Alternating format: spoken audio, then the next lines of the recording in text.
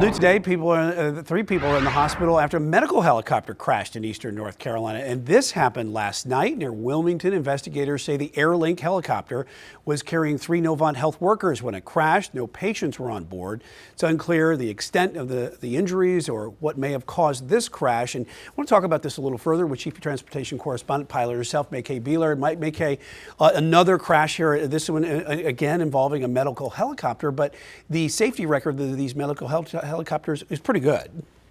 You know, I've been flying for 40 years as a pilot, and over the decades I've heard a lot about medical helicopters mishaps.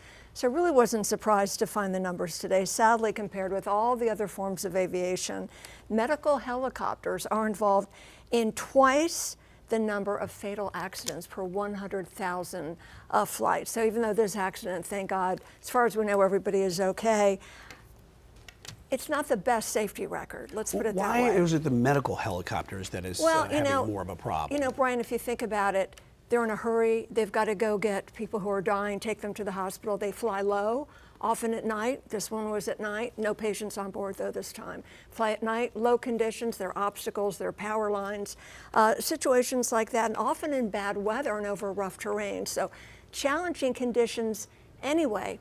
Something else I want to tell you about, single pilot. So you get on your airliner, you have 2 pilots, right? 2 sets of eyes, 2 brains, 2 people looking outside.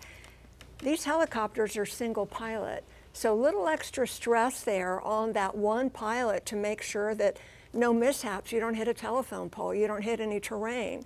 Again, challenging. Is this something that they're going to look into possibly? I know the NTSB is going to be looking into the investigation of that, but also something that possibly you need to have 2 people on board.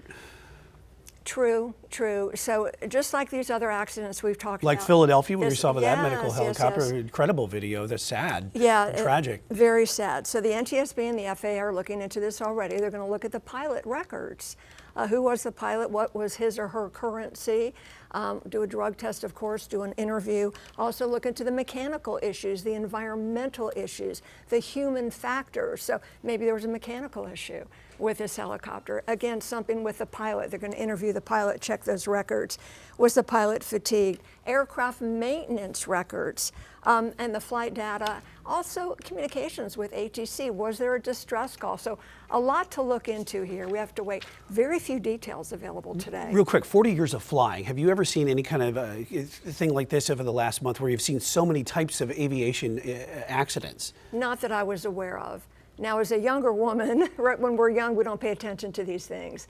But this is under the microscope now, and this being my job. Right. I know it's scary.